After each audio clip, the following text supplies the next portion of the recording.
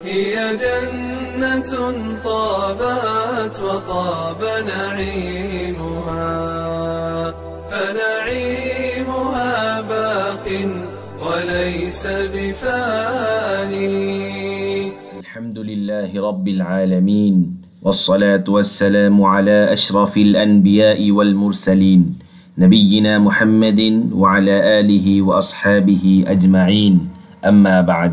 প্রিয় ভাই ও বোনেরা, আল্লাহর ভয় বা খৌফুল্লাহ হলো ইমানের এক গুরুত্বপূর্ণ শাখা।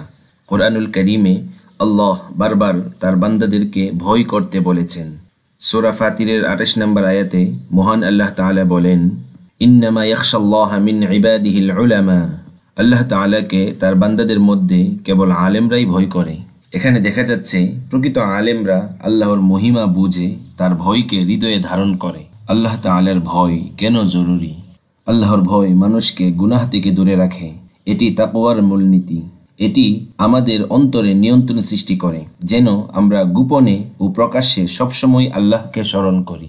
বুখারী ও মুসলিমে বর্ণিত হয়েছে, রাসূলুল্লাহ সাল্লাল্লাহু আলাইহি ওয়াসাল্লাম বলেন, আমি তোমাদের মধ্যে সবচেয়ে আল্লাহ ভীরু, আল্লাহকে বেশি ভয় করি। অতএব নবী করিম সাল্লাল্লাহু আলাইহি ওয়াসাল্লামের জীবনই ছিল আল্লাহর ভয় ও ভালোবাসার সর্বোচ্চ দৃষ্টান্ত।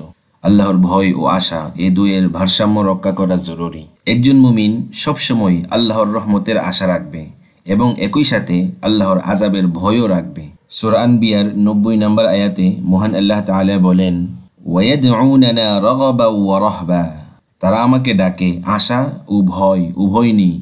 আমাদের করণীয় আল্লাহর নাম ও গুণাবলী নিয়ে চিন্তা ভাবনা করা, কোরআন তিলাওয়াত এবং তা নিয়ে গভীরভাবে চিন্তা ভাবনা করা, আখিরাতের হিসাব নিকাশের চিন্তা করা, নিয়মিত ইবাদত ও গুনাহ থেকে দূরে থাকার চেষ্টা করা।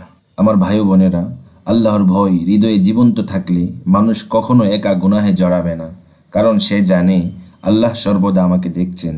তাই আসুন আমরা আল্লাহর ভয় ও তার রহমতের আশা নিয়ে জীবন যাপন করি। ওয়া আখিরু দাওয়ানা আনিল হামদুলিল্লাহি রাব্বিল আলামিন।